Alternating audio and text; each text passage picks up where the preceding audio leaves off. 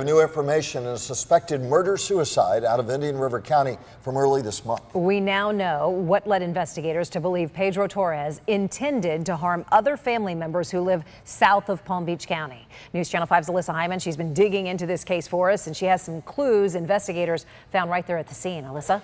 Right, well, Shannon, investigators discovered Torres down in Broward County dead inside his car from a self-inflicted gunshot wound. The reason they knew he'd be down there, they say he spelled it out for investigators in a handwritten note that they found at their house in Indian River County.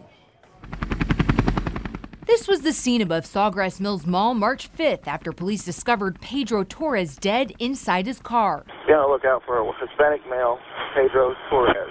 Police had been searching for him, saying they had reason to believe he killed his wife, Vicky, in their Vero Beach home the day before. Please send the police. Okay, what's going on? The mother is dead. Just send the police. Family members frantically called 911 after they discovered her dead in the bathroom of the master bedroom. Hi, I'm trying to send you help. Tell me what's going on. Dead. Send help. Who's dead? We now know why police suspected him so early on. According to a recently released report, Torres confessed to killing her in a handwritten letter left behind at the scene. It's also what led investigators to believe he was heading down to Broward County. Mr. Torres left some physical evidence that, in fact, potential harm could be done to other family members. We now know his violent intentions against her family were written out in that letter. And I did reach out to the medical examiner's office today to see if they would release a cause of death for Vicky Torres. They wouldn't, telling me the investigation is still open and active. Reporting live tonight in the newsroom, Alyssa Hyman, back to you guys. We now know what happened to a Port St. Lucie woman and her boyfriend, both found murdered in their homes. The St. Lucie County Sheriff talked about the new developments this afternoon about what happened along Oleander Avenue and how karma, their words, factored into this. News Channel 5's Alana Quillen live outside the sheriff's office to explain. Alana? Well, Michael, Sheriff Ken Mascara calls it cardiac karma. Detectives confirmed to me today that a man stabbed his aunt to death and then shot and killed her boyfriend and then suffered a heart attack as he was fleeing the crime scene.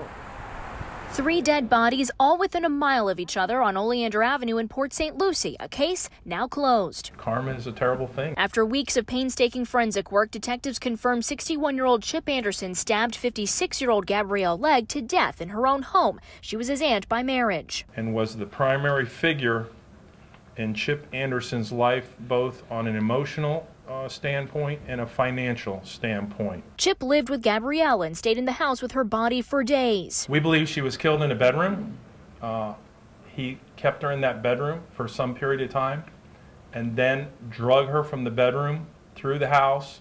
Because of his heart condition, he couldn't make it all the way to the garage. Days later, Anderson then killed Legg's boyfriend, 70-year-old Gary Boyce, in his own home by shooting him to death with Boyce's own gun. Boyce and Legg were in a relationship and were in the process of moving in together into Boyce's home. As Anderson drove away in Boyce's car, he suffered a heart attack. There was evidence that in the days after him stabbing Gabrielle, that he went to the pharmacy to get heart medicine. Detectives also confirmed a motive. He was so angry about his emotional support system, his financial support system, leaving him, moving in with Gary Boyce, and really they were kicking him to the sidewalk and didn't want him to be a part of this new relationship. Now, the sheriff says the murder weapon in Boyce's murder was found, a .45 caliber handgun found on Anderson's body inside the car. That was matched to casings found in Boyce's home. Again, this case is now closed. Reporting live in Fort Pierce, Alana Quillen, WPTV News Channel 5.